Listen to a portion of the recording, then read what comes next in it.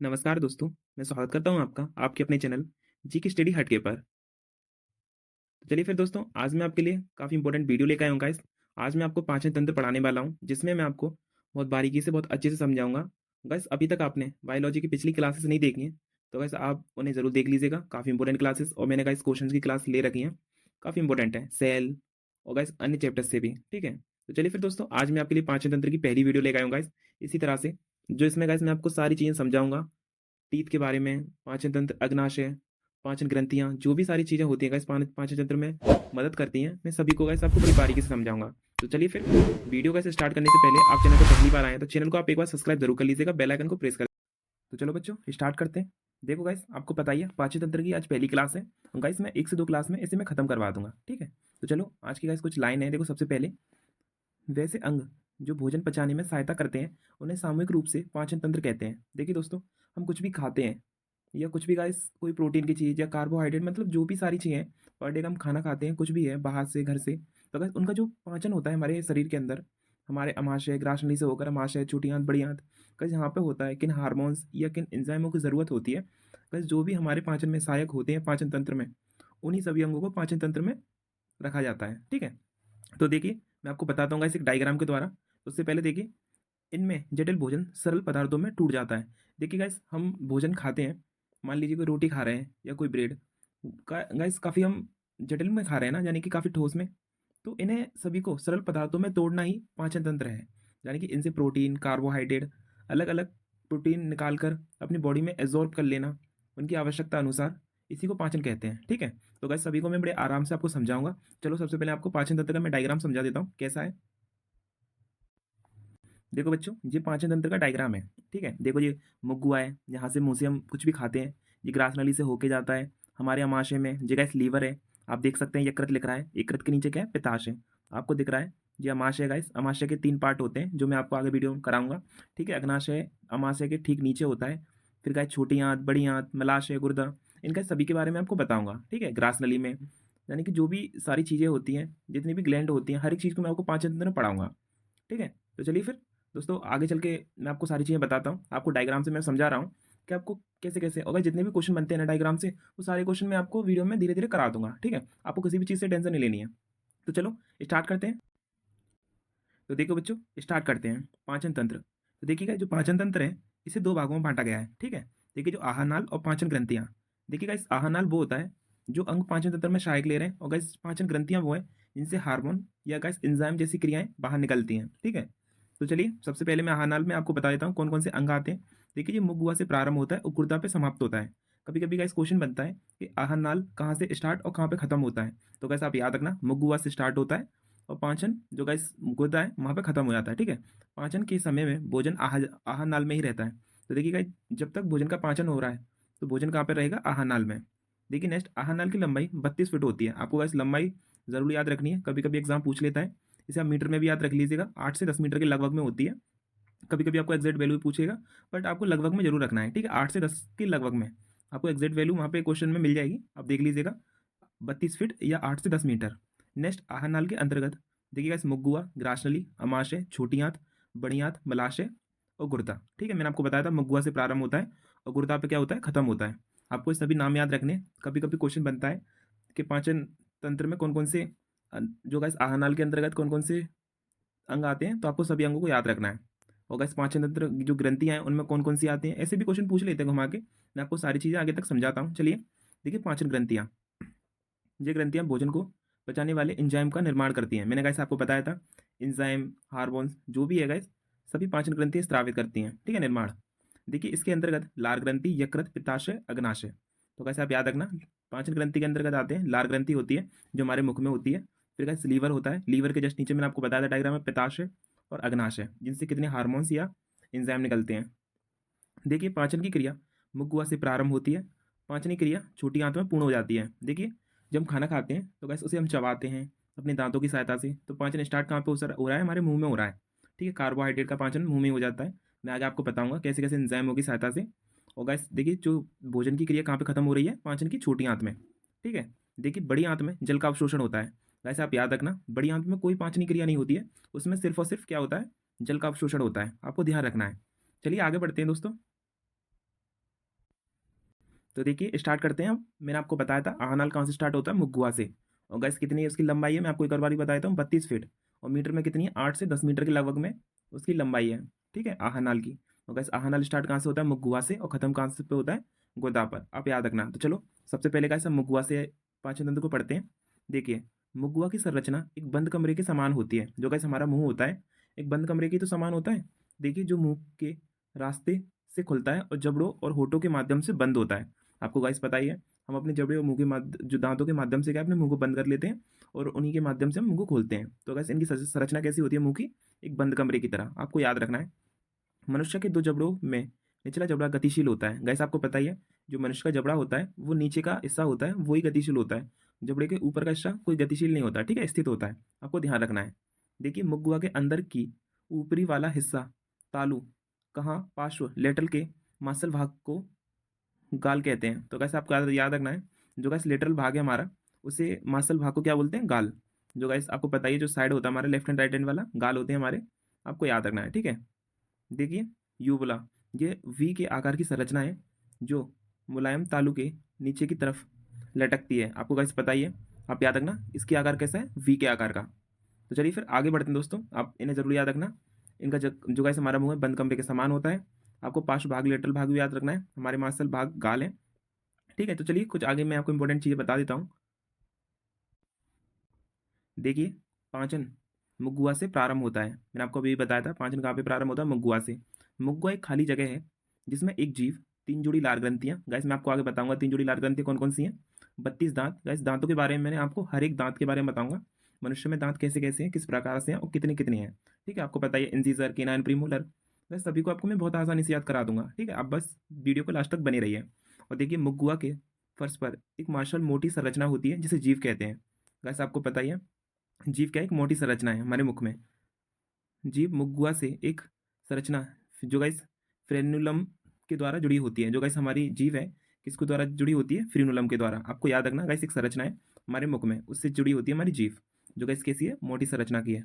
स्वाद का अनुभव कराने के लिए जीव के ऊपरी भाग स्वाद कलिकाएं होती हैं। जो गाइस आपको पता ही है, मैं आपको जीव के बारे में पढ़ाऊंगा, कौन कौन सा भाग किस किस तरह की चीज़ को टेस्ट करता है, मैं सारी बता दूंगा, खट्टा मीठा कड़वा नमकीन, सारी चीज़ जब मैं आपको जीभ पढ़ाऊंगा सारी बता दूंगा। बस अभी तक के लिए आप ध्यान रखिए। ठीक है, जीभ के बारे में, मीठा खट्टा नमकीन और कड़वे स्वाद का अनुभव कराती है कौन, जीभ, जिस पे गाइस स्वाद कलिकाएं होती हैं। ठीक है, बस आप इतना याद रखिए, जो का जीभ है वो फ्रीनुलम से जुड़ी होती है। ठीक है, चलिए फिर आगे बढ़ते हैं नेक्स्ट की तरफ। देखिए बच्चों, अब मैं आपको बताता हूँ लार ग्रंथियाँ। मैंने आपको आहानाल के बता ही दिया, जीव, ग्लैंड और लार ग्रंथियाँ मतलब जो भी हैं। अभी मैं आपको कुछ कुछ नाम बता दी इंपॉर्टेंट पॉइंट, वो मैं आगे आपको बताऊंगा। उसके बाद मैं आपको लार ग्रंथि करा देता हूँ। देखिए कुछ इंपॉर्टेंट पॉइंट है। लार ग्रंथि प्रतिदिन 1.5 लीटर गैस जो लार है उसे स्राव करती है। आप याद रखना 1 से 1.5 लीटर गैस पूरे दिन में, यानी कि 24 घंटे या पूरे एक दिन के लगभग प्रतिदिन में वो लार स्राव करती है 1 से 1.5 लीटर। ठीक है, लार ग्रंथि। देखिए लार का पीएच मान 6.8 होता है। गैस आप पीएच वैल्यू जरूर याद रखना, एग्जाम में पूछ लेते हैं। पीएच का मान खाने से पूर्व और खाने के बाद। देखिए गाइस जब हम खाना खा रहे हैं तो हमारी लार का जो होगा वो 7.5 होगा, और गाइस खाने के बाद 6.5 के मध्य में हो जाएगा, यानी बीच में। तभी तो मैं आपको बताया पीएच वैल्यू एक्सेल वैल्यू होती है 6.8 होती है, यानी 7.5 से 6.5 के बीच में है। ठीक है, नेक्स्ट है, सभी लार ग्रंथियाँ लार स्राव करती हैं। देखिए गाइस जो लार होती है उसमें 99% जल होता है और 1% पाचन एंजाइम होते हैं। ठीक है, जो गाइस 1% में होते हैं। आप याद रखना, लार में सबसे ज़्यादा क्या होता है, वाटर होता है, यानी कि जल। 99% जल होता है, 1% में पाचन एंजाइम होते हैं। ठीक है, तो देखिए जो पाचन एंजाइम है वो गाइस लाइसोजाइम, टाइलिन, डाइस्टेज और म्यूलिन। देखिए जो जितने भी एंजाइम हैं सभी को मैं काफ़ी एक ट्रिक होती है गाइस, जो लाइसोजाइम, टाइलिन, डाइस्टेज, म्यूलिन है, इनकी आप जो पहला पहला अंक है उनके इंग्लिश वर्ड बना लीजिए शब्दों को लेकर। जैसे कि लाइसोजाइम का मैंने टी ले लिया, टाइलिन का मैंने, देखिए लाइसोजाइम का मैंने एल ले लिया, टाइलिन का मैंने टी ले लिया, और डाइस्टेज का मैंने डी ले लिया, और म्यूलिन का एम ले लिया। तो बस आपको बस ये शब्द बनाना है, एल टी डी एम। ठीक है, L T D M, L T T M, आप एक दो बार बोलेंगे आपको याद हो जाएगा। फिर कैसे जब मैं इनका यूज़ आपसे करवाऊंगा लाइसोजाइम एंजाइम का, तो बस आपको याद हो जाएंगे। देखो धीरे धीरे सारी चीज़ें होंगी। ठीक है, एकदम तो सारी चीज़ें नहीं होंगी, तो बस आप जैसे जैसे याद करेंगे सारी चीज़ें आपको समझ में आ जाएंगी। तो गैस आपको एल टी डी एम या गैस दो दो शब्द से याद कर लेना, एल टी डी एम। ठीक है, एल टी कौन है, डी एम है हमारा, ऐसे आपका याद कर लेना। तो देखिए मैं आपको एक एक करके बता देता हूँ। देखिए सबसे ज़्यादा तो गाइस हमारे जो मुंह में एंजाइम बनता है वो टाइलिन बनता है। ठीक है, आपको याद रख लेना है, टाइलिन सबसे ज़्यादा बनता है। देखिए टाइलिन और जो डाइस्टेज है, ये एंजाइम स्टार्च का पाचन करके उसे माल्टोज में परिवर्तित कर देता है, यानी कि शर्करा को कार्बोहाइड्रेट में, या गाइस हम कह सकते हैं स्टार्च को माल्टोज में तोड़ देता है। ठीक है, काफ़ी इंपॉर्टेंट पॉइंट है, एग्जाम में पूछ लेता है, आपको बस याद रखना है। टाइलिन और या गाइस डाइस्टेज है जिस स्टार्च का पाचन करके उसे माल्टोज में तोड़ देता है। ठीक है, या कह सकते हैं शर्करा को कार्बोहाइड्रेट में परिवर्तित कर देता है। तो आपको याद रखना है कौन से मैंने आपको बताया था, टाइलिन और डाइस्टेज। ठीक है, जो बीच वाले एंजाइम है यानी टी और डी, ये मंड का पाचन करते हैं। ठीक है, तो देखिए नेक्स्ट है लाइसोजाइम एंजाइम और थायोसाइनेट आयन कीटाणु को मारने का कार्य करता है। तो क्या जो लाइसोजाइम है, यानी कि जो पहला एल है जी, क्या करता है एल, लाइसोजाइम एंजाइम कीटाणु को मारने का काम करता है। ठीक है, नेक्स्ट है म्यूलिन एंजाइम भोजन को चिपचिपा बना देता है, उसे निगलने में आसानी होती है। देखिए हम गैस को भी खाना खाते हैं मुंह में, तो गैस उसे चिपचिपा बनाने का काम करता है म्यूलिन एंजाइम। तो गैस आपको ऐसे याद रख लेना है। देखो मैं आपको एक और बारी बताता हूँ, LTDM, जो गैस बीच के जो दो शब्द हैं TD, गैस जी क्या करते हैं भोजन को, जो गैस हम खाना खाते हैं उसमें स्टार्च या कार्बोहाइड्रेट होता है, शर्करा होती है, उसे कार्बोहाइड्रेट में बदल देता है। ठीक है, LTDM यानी कि टाइलिन और डाइस्टेज। ठीक है, दोनों क्या करते हैं, दोनों का एक ही काम होता है, कार्बोहाइड्रेट में बदलना शर्करा को। ठीक है, और जो गैस लाइसोजाइम हुआ है जी क्या करता है, कीटाणुओं को मार देता है, और मिलिन भोजन को चिपचिपा बना देता है।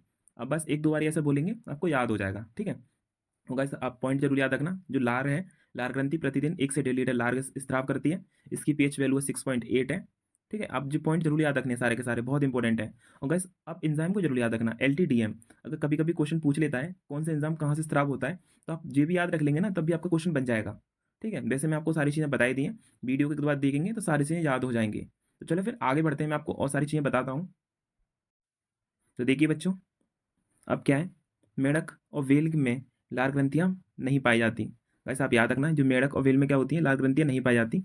मनुष्य में 3 जोड़ियां लार ग्रंथियां होती हैं। देखिए गाइस, जो मनुष्य में ग्रंथियां होती हैं, लार ग्रंथियां, वो 3 जोड़ी होती हैं। ठीक है, तो देखिए उनका नाम आपको पता ही है, पैरोटिड, सबमैक्सिलरी और सबलिंगुअल। गाइस तीनों नाम को अब बहुत अच्छी से याद रखना है आपको, मैं आपको धीरे धीरे याद करवा दूंगा। आप आंखें बंद करिए और बस मेरे साथ बोलते रहिए, parotid, submaxillary, sublingual, parotid, submaxillary, sublingual. तो गाइस आप एक दो बार बोलेंगे, आपको बड़े आसानी से याद हो जाएंगे।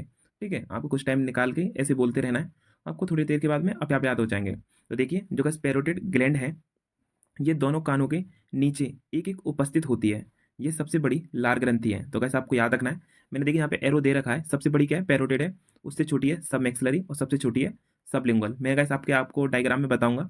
आप अभी देखिए, जो पैरोटिड ग्रंथि है हमारे कानों के नीचे होती है एक एक, यानी कि हमारे दोनों कानों के नीचे एक एक, याद रखना। तो देखिए ये सबसे बड़ी लार ग्रंथि है। ठीक है, पैरोटिड, पैरोटिड ग्रंथि जो गाइस लार ग्रंथि विषाणु द्वारा संक्रमित हो जाती है। देखिए जो हमारी पैरोटिड ग्रंथि होती है, जब गाइस विषाणु के द्वारा यानी कि वायरस के द्वारा संक्रमित हो जाती है, तो ये क्या होती है, सूजन आ जाती है यहाँ पे, गंसुआ, आपने लोगों को देखा होगा, जो गाइस साइड है उनकी गर्दन पे सूजन आ जाती है, यानी उनके गंसुआ फूल जाते हैं, जो गाइस किसकी वजह से होता है, वायरस की वजह से। आप याद रखना, क्वेश्चन में कभी कभी पूछ लेता है, वायरस से संक्रमित हो जाती है पैरोटिड ग्रंथि। ठीक है, तो देखिए आप याद रखना, गंसुआ हो जाते हैं। तो देखिए गाइस, सांप में पैरोटिड ग्रंथि पिवाइसन ग्लैंड का कार्य करती है, यानी कि जहर की थैली का, जो कि सांप होता है स्नेक, उनमें गाइस पैरोटिड ग्रंथि होती है, पर गाइस वो पिवाइसन ग्लैंड का काम करती है, यानी जहर की थैली का, जो गाइस अपना वो विष रखते हैं जहर, वो पैरोटिड ग्रंथि में रखते हैं सांप। ठीक है, आप याद रखना। देखिए नेक्स्ट है सबमैक्सिलरी ग्लैंड, ये जबड़े के मध्य मैक्सिला अस्थि के दोनों ओर एक एक उपस्थित होती है। ठीक है, आप याद रखना, मैक्सिला बोन के यानी कि अस्थि के, जो विहाइडन नलिका द्वारा खुलती है। तो कैसे आप याद रखना, काफी इंपॉर्टेंट पॉइंट है सब मैक्सिलरी ग्लैंड के लिए। ठीक है, तो देखिए नेक्स्ट है सबलिंगुअल ग्लैंड, ये जीव के दोनों ओर उपस्थित, गैस एक एक होती है, आपको याद रखना है, यह जीव के दोनों ओर होती है। ठीक है, एक एक, जो ब्रायोलिन नलिका नलिका द्वारा खुलती है। ठीक है, काफी इंपॉर्टेंट पॉइंट है, आप याद रखना, रिवीनस नलिका के द्वारा। ये सबसे छोटी लाल ग्रंथि है, गैस कौन सी है, सबलिंगुअल। तो चलिए मैं आपको डायग्राम में बता देता हूँ, पैरोटिड, सबमैक्सिलरी और सबलिंगुअल ग्लैंड कौन कौन सी है और किस स्थान पर है। चलिए आगे बढ़ते हैं। देखिए बच्चों, मैंने आपको बताया था गाइस, 3 ग्लैंड होती हैं, parotid, submaxillary, sublingual. Gas parotid मैंने आपको बताया था कान के पास होती है, गैस यही है जो वायरस के द्वारा संक्रमित हो जाती है। ठीक है, वायरस के द्वारा, आप याद रखना, अगर ये संक्रमित हो गई, सूजन आ जाती है, मैंने आपको बताया था गले पे, देखा सब मैक्सिलरी ग्लैंड है और सबलिंगुअल। अब गैस इनके स्थान को जरूर याद रखना, कभी कभी एग्जाम में डायग्राम भी पूछ लेते हैं कौन सी ग्लैंड कहाँ पर होती है। तो चलिए फिर, तीनों मैं आपको करा दी है, काफी इंपॉर्टेंट है एग्जाम के लिए। आगे बढ़ते हैं नेक्स्ट की तरफ।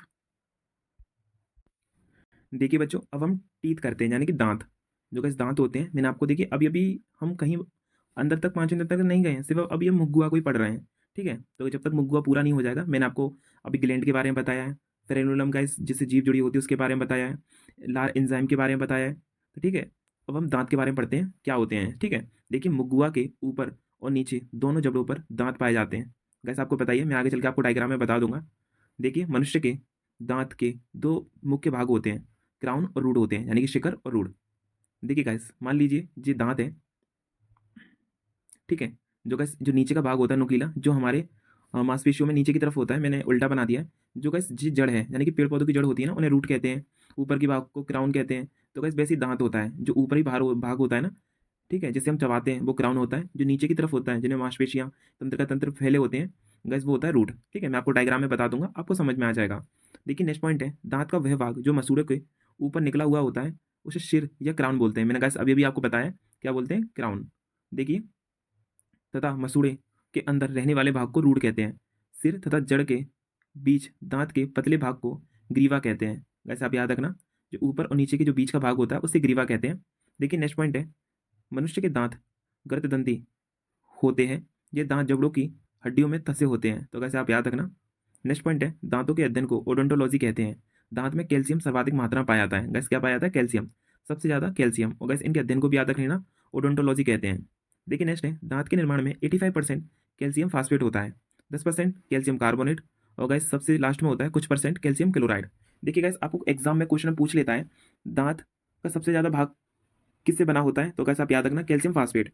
आपको कैल्शियम कार्बोनेट भी दे रखा होगा ऑप्शन में, बट गैस आप कैल्शियम फास्फेट लगाना। मैं आपको जब प्रीवियस क्वेश्चन कराऊंगा तो आपके समझ में आ जाएगा। ठीक है, किसी भी एग्जाम में कोई भी क्वेश्चन होता है, वहाँ पर कैल्शियम फास्फेट को ही आंसर माना जाता है। तो चलिए फिर मैं आपको आगे चल के एग्जाम में आए हुए क्वेश्चन को भी कराऊंगा। जब तक मैं आपको दांतों की डायग्राम बता देता हूँ कैसे क्या होता है। अभी तक के लिए आप कुछ पॉइंटों को याद रखिए।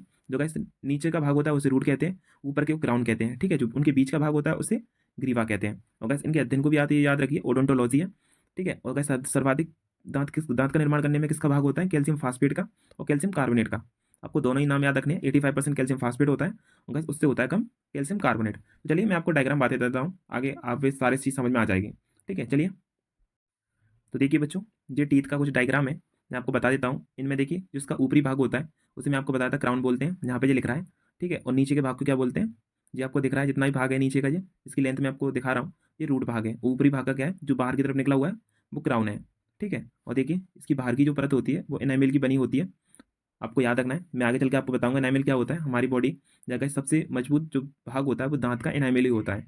ठीक है, तो देखिए चलिए मैं आपको बता देता हूँ। देखिए, जो ऊपर का क्राउन है आपको मैंने बता दिया, रूट बता दिया, और जो नेक है वो बीच का होता है। और गाइस देखिए, इंसिसर, केनाइन, प्रीमोलर और मोलर, इन्हें गाइस मैं आपको करा देता हूँ, काफ़ी इंपॉर्टेंट है। और गाइस इन्हें कैसे याद करते हैं, कौन से टाइप के कितने दांत होते हैं, तो चलिए मैं आपको आगे बता देता हूँ। मैं डायग्राम को आपको समझा दूंगा आराम से, पहले मैं आपको पॉइंट बता देता हूँ। ठीक है,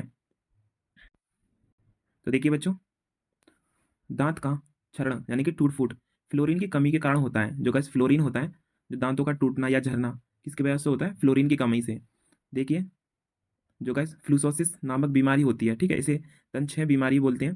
प्रत्येक दांत की भीतरी गुहा को मज्जा गुहा कहते हैं। गैस आप याद रखना, जो दांतों की भीतरी गुहा होती है उसे मज्जा गुहा बोलते हैं। नेक्स्ट है, मज्जा गुहा में रक्त वाहिकाएं और तंत्र का तंत्र पाए जाते हैं। मैंने गैस आगे आपको बताया था अभी भी डायग्राम में, इसमें रक्त वाहिकाएं और तंत्र का तंत्र भी फैले हुए थे। ठीक है, अभी मैं आपको डायग्राम बताऊंगा, एक बार और बता दूंगा।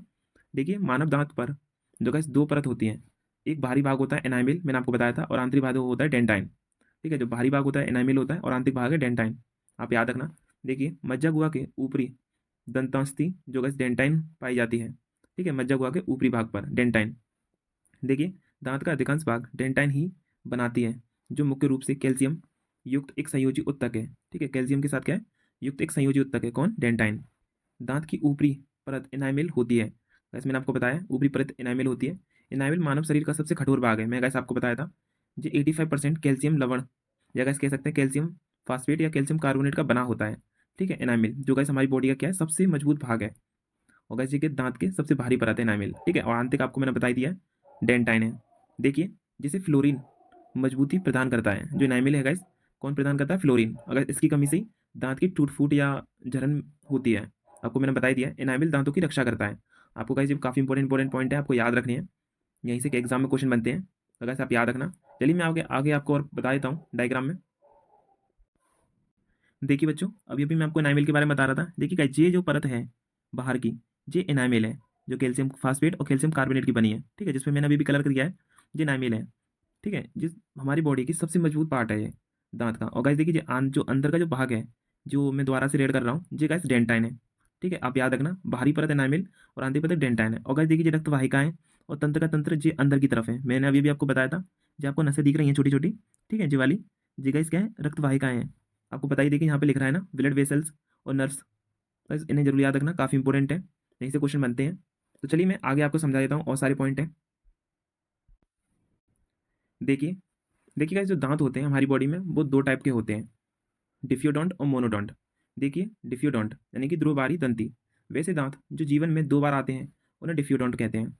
शुरुआत में निकलने वाले दांत टूट जाते हैं, किंतु इनकी जगह पूर्ण नए दांत निकल आते हैं। देखिए guys, हमारे जो बचपन में दांत होते हैं वो एक टाइम टूट जाते हैं, और फिर थोड़े टाइम के बाद में, कुछ सालों के बाद में, उन्हीं जगह पे एक नए दांत आते हैं। ठीक है, जो गाइस दांत टूट जाते हैं उन्हें दूध के दांत कहते हैं, ठीक है, जिनकी संख्या होती है 20, मैंने आपको बताया। और गाइस उन्हें क्या बोलते हैं, डिफ्यूडोंट। और देखिए नेक्स्ट है मोनोडोंट, एक बार दंती, जो गाइस जीवन में एक बार आते हैं। देखिए वैसे दांत जो जीवन में एक बार ही निकलते हैं उन्हें क्या बोलते हैं, मोनोडोंट कहते हैं। ठीक है, मोनोडोंट कहलाते हैं, अर्थात एक बार टूट जाने के बाद इनकी जगह पर दूसरे दांत नहीं निकलते। इन्हें परमानेंट टीथ, स्थायी दांत कहते हैं। ऐसे अकल दांत की संख्या 12 होती है। तो गाइस जो अकल दांत होते हैं यानी कि मोनो डिफ्यूडोंट, इनकी गाइस हमारे जीवन में पूरे 12 होती है संख्या। और गाइस डिफ्यूडोंट मैंने आपको बताई थी, इनकी संख्या 20 होती है, जो हमारे पूरी ज़िंदगी में 2 बार आते हैं। ठीक है, और मोनोडोंट आते हैं एक बार ही। तो चलिए मैं गाइस आपको दांतों के कुछ टाइप बता देता हूँ, यहाँ से क्वेश्चन बनते हैं। और देखिए इन्हें बहुत आसानी से मैं आपको याद करवाऊंगा, बस आपको बड़े ध्यान से देखना है और समझना है। देखिए मनुष्य के दांत 4 प्रकार के होते हैं, इंसिसर, केनाइन, प्रीमोलर और मोलर। तो चलिए मैं आपको इन्हें बता देता हूँ, दांतों के प्रकार और टाइप कैसे होते हैं और किस किस तरह के होते हैं। ठीक है, चलिए आगे बढ़ते हैं। देखिए सबसे पहले गाइस इंसिसर यानी कृतक, ये सबसे आगे के दांत होते हैं। देखिए गाइस, सबसे आगे वाले दांत होते हैं उन्हें बोलते हैं इंसिसर।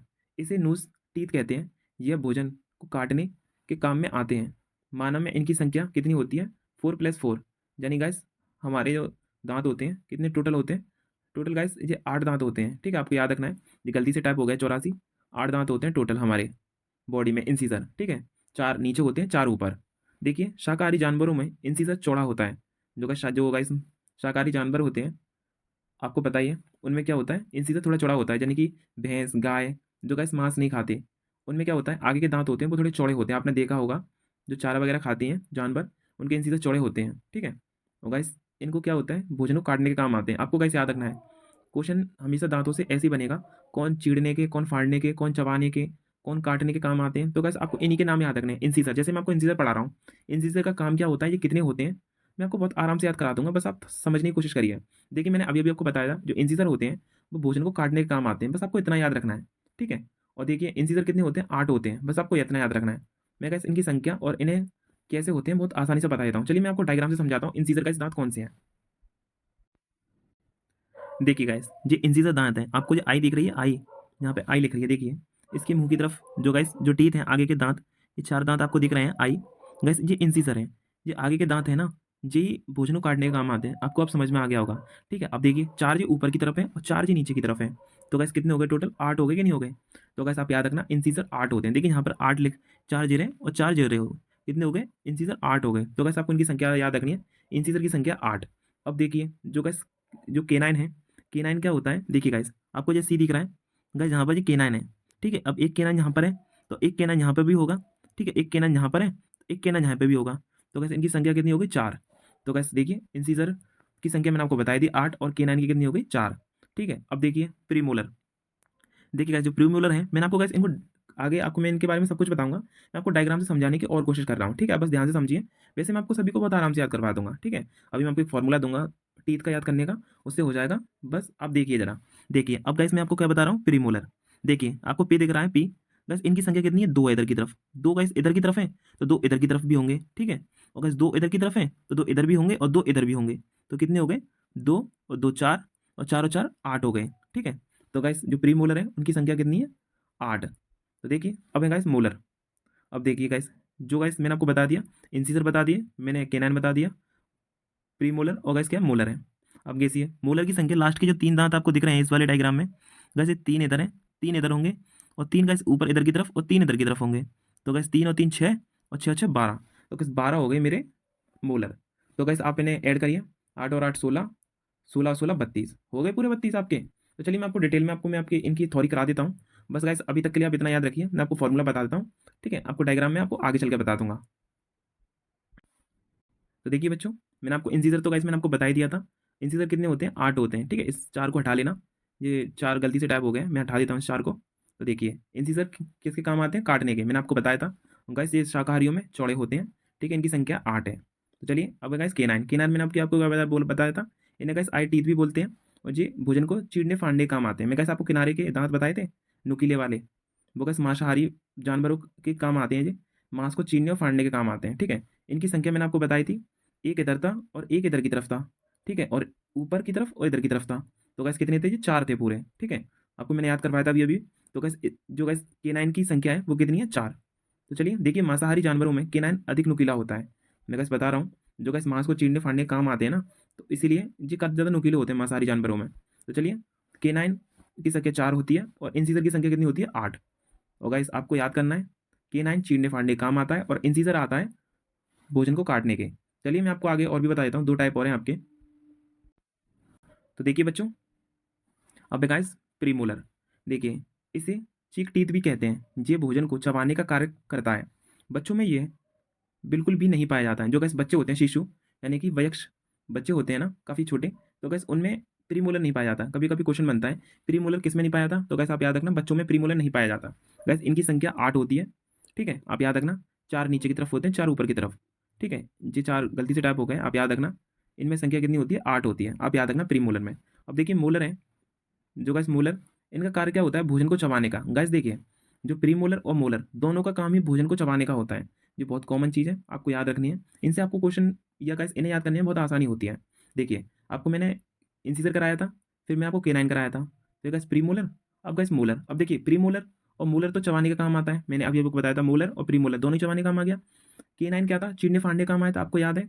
चीरने फाड़ने काम आए थे, जो गाइस मांसाहारी में नुकीले होते हैं। और गाइस इंसीजर क्या होता है? भोजन को काटने के, आगे के दांत होते हैं ना, ऊपर के 4 नीचे के 4, ये भोजन को चबाने काम आते हैं, ठीक है, इंसीजर। तो गाइस ऐसे ही आपको याद कर लेने हैं। और देखिए आगे मैं आपको बता देता हूँ गाइस, इनकी संख्या कितनी होती है? 12 होती है मोलर की। मैंने गाइस डायग्राम को अब मैं आपको समझाए थे, यानी कि पीछे के 3 और पीछे के 3, ठीक है। नीचे के हो गए, नीचे के 3 और 3 6 हो गए, फिर ऊपर के गाइस 3 और 3 6। तो टोटल गाइस ऐसे मैं आपको बताए थे 12 मोलर, जो गाइस। और देखिए इन्हें गाइस क्या कहते हैं? जो गाइस इसमें थर्ड मोलर होता है, वो बच्चों में नहीं पाया जाता, ठीक है। इसका गाइस जो थर्ड मोलर होता है वो बच्चों में नहीं पाया जाता, आपको याद रखना है।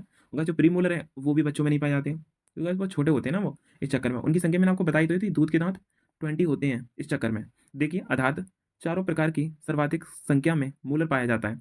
देखिए गाइस जो मोलर है 12 होते हैं, और गाइस दांतों में सबसे ज़्यादा संख्या में मोलर ही पाए जाते हैं, ठीक है। बच्चों में प्री मोलर का पूर्णतः अभाव होता है, बट अंतिम में मोलर नहीं पाया जाता है। जो गाइस अंतिम जो गाइस थर्ड मोलर होता है वो बच्चों में नहीं पाया जाता, ठीक है। तो चलो मैं आपको डायग्राम से एक बार और समझा देता हूँ, और सभी को मैं एक साथ याद करा देता हूँ। तो चलिए आगे बढ़ते हैं। तो देखिए बच्चों, अब मैं आपको सभी को एक बार में फिर से याद करा देता हूँ। देखिए गाइस, जो इंसीजर हैं, जो नीचे वाले, ठीक है, फिर है, जो आपको दिख रहे हैं केनाइन, फिर प्रीमोलर और मोलर, ठीक है। अब देखिए इनकी संख्या होती है, एक फॉर्मूला होता है 21 23, ठीक है, अपॉन 21 23। तो देखिए बच्चों, ये एक फॉर्मूला है, आपको बस ये याद रखना है, 2123/2123। देखिए, 2 को आपको इंसीजर, 1 को प्रीमोलर, इसको मोलर और इसको मोलर, ठीक है। जो गाइस लास्ट के 2 हैं, प्रीमोलर और मोलर है, और ये आगे का एक इंसीजर फिर केनाइन। इनमें आपको सबका 4 में गुणा करना है, ठीक है। देखिए मैं 4 का इंटू 2 से करूँगा 8। 8 गाइस आपके क्या होते हैं? इंसीजर। तो गाइस मैंने 2 को इंसीजर मान लिया, मैंने आपको गाइस बताया था 2 को इंसीजर मानेंगे, 1 को केनाइन, 2 को प्रीमोलर और 3 को मोलर, ठीक है। तो 4 का इंटू मैंने 2 में किया, क्या आ गया मेरा? इंसीजर आ गया। अब देखो, एक 4 का इंटू मैंने 1 में किया, केनाइन कितने आ गए मेरे? 4 आ गए। 4 का इंटू मैंने 2 में किया, प्रीमोलर में कितने आ गए? 8 आ गए। 4 का इंटू मैंने 3 में किया, वो गाइस मेरा लास्ट के जो मूलर थे वो कितने आ गए? 12। और टोटल गाइस कितने हो गए मेरे? 32 हो गए। अब बताओ, हो गया कि नहीं हो गया सारी चीज़ें याद? ठीक है। अब देखो गाइस, इंसीजर है वो आगे के 4 हैं, आपको दिख गया। K9 है, चीरने फाड़ने काम आते हैं, यहाँ पे और यहाँ पर होते हैं, ठीक है। प्रीमोलर आपको पता ही है, गाइस चबाने काम आते हैं, और मोलर भी चबाने काम आते हैं। ये ऊपर के और नीचे के, पीछे के जितने भी हैं सब चबाने के आते हैं, आगे के काटने के काम आते हैं, और बीच के नुकीले होते हैं वो चीरने फाड़ने काम आते हैं, ठीक है। चारों ही मैंने आपको याद करवा दिए, काफ़ी इंपॉर्टेंट थे। अब गाइस एक दो बारी नाम लेंगे, incisor, premolar, molar, incisor, premolar, molar, ठीक है, आपको सारे याद हो जाएंगे। अब गाइस बहुत आसानी से याद हो जाएंगे। अब जरा ही मत देखना, वीडियो को एक बार देखेंगे तो आपको सारे दांत जरूर याद हो जाएंगे। आगे चल के मैं आपको और भी वीडियो लेके आऊँगा, उसमें मैं आपका जो डाइजेस्टिव सिस्टम के जितने भी पॉइंट बचे हैं आपके पाचन तंत्र के, वो सारे मैं आपको क्लियर करा दूंगा। बस धीरे धीरे वीडियो में आपको आगे और भी क्लासेस हैं, मैं कंटिन्यू रखूंगा आपसे मैं, ठीक है। आपको चिंता लेने की कोई ज़रूरत नहीं है। और गाइस आपको वीडियो में कोई भी कमी आए तो आप कमेंट बॉक्स में ज़रूर बता दीजिएगा, किसी भी पॉइंट से आपको क्लासेस चाहिए तो आप कमेंट करके बता सकते हैं। तो चलिए फिर दोस्तों, आपको वीडियो पसंद आई हो तो वीडियो को एक लाइक और चैनल को सब्सक्राइब जरूर कर लीजिएगा, बेल आइकन को प्रेस कर देना। और गाइस आगे इसी वीडियो में आपसे मिलते रहेंगे। तो चलिए फिर मिलते हैं आपसे नेक्स्ट वीडियो में, जब तक के लिए जय हिंद, जय भारत।